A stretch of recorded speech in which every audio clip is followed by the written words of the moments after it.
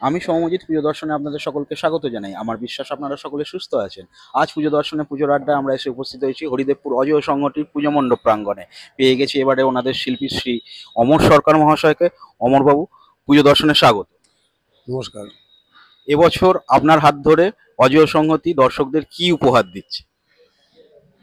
আসলে অজয় সংগতি প্রতি বছরই নানান রকম চমক দেয়। চমক একটা থাকেই, প্রতি বছরই থাকে। এবারেও সেরকম একটা চমক আছে। এবং বিষয়ে যদি বলি আমি, সর্বং সহা, অর্থাৎ যারা সব কিছু সয়ে নেয়, যেমন নারী, হ্যাঁ, নারী শ্রমিক নিয়ে এখানে কাজটা করা হচ্ছে। আজকে আমি যদি আমার বাড়ির দিকে তাকাই, বাড়িতেও আমার মাকে যদি দেখি বা আমার স্ত্রীকে যদি দেখি, সে সকাল থেকে তার কিন্তু মানে কর্ম শুরু হয়ে যায়, অর্থাৎ শ্রম দেওয়া শুরু হয়।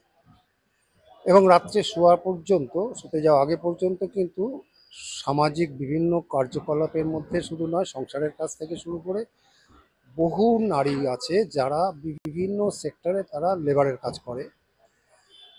এমনকি ভারতবর্ষের কৃষিকাজের ক্ষেত্রে 60% দখল করে আছে নারীরাই। অর্থাৎ আজকে আমাদের যে অন্ন যে জুটছে, অর্থাৎ আমরা যে খেয়ে পড়ে আছি, তার অন্নটার কিন্তু মূল কারিগর কিন্তু এই নারীরা।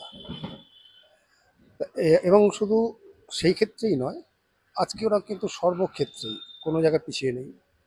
এমনকি যদি ইট ভাটার দিকে তাকিয়ে দেখি, ইট ভাটার ইট তৈরি করা থেকে শুরু করে ইট পোড়ানো থেকে ইট বয়ে নিয়ে গিয়ে কোনো কনস্ট্রাকশন হচ্ছে, সেখানে মাথায় করে নিয়ে যাচ্ছে। মিস্ত্রিদের সাথে তারাও হেল্পারি কাজ করছে, এমনকি তারা গাঁথনিও পর্যন্ত করছে। অর্থাৎ সেখানেই শুধু নয়, আমি যদি চা বাগানের দিকে তাকাই, চা বাগানের সব মহিলারাই কিন্তু চা তোলে। অর্থাৎ বিরাট একটা লেবার শ্রমিক, তারা কিন্তু এই মহিলা।